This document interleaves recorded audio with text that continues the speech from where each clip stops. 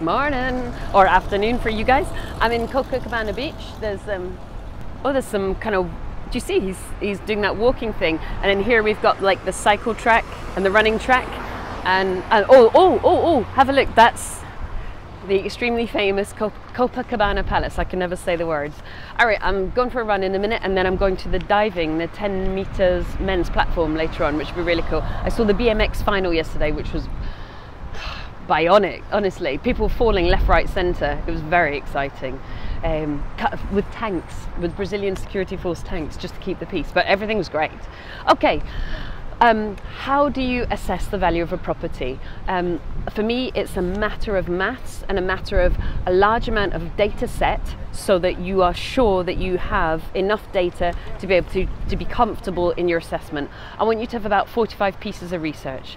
So your first are the simple ones: solds, land registry, which we tend to get from mouseprice.com, I think it is, and we want to look at something within kind of quarter-mile radius, or certainly same kind of social likeness, if you like, of the property, usually about quarter of a mile in our city.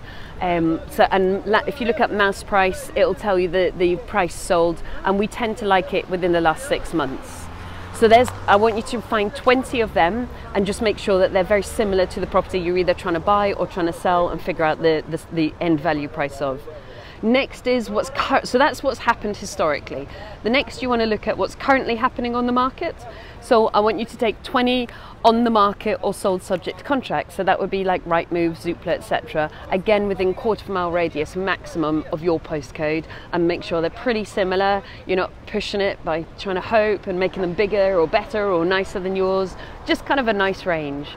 And then finally, find out what's happening exactly right now, not about hope springs eternal. And I want you to call at least 5 estate agents and ask, because the likelihood is, if they're in your location, they'll probably know your property. They may have sold it to you. They may have tried to get the instruction to sell it. So many of them may have been inside it, and they will definitely have looked at each other's selling books and seen, oh, who's selling that? Oh, I wish we had it. So they'll probably know it if they're a good estate agent.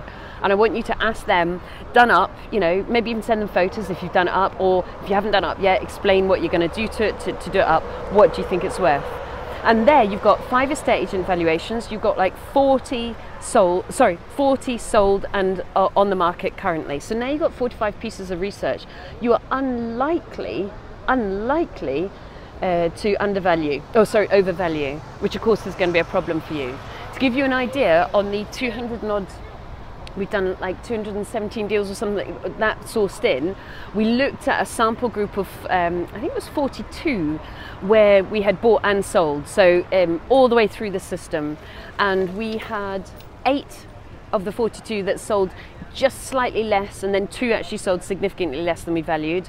1, we've got no idea why at all.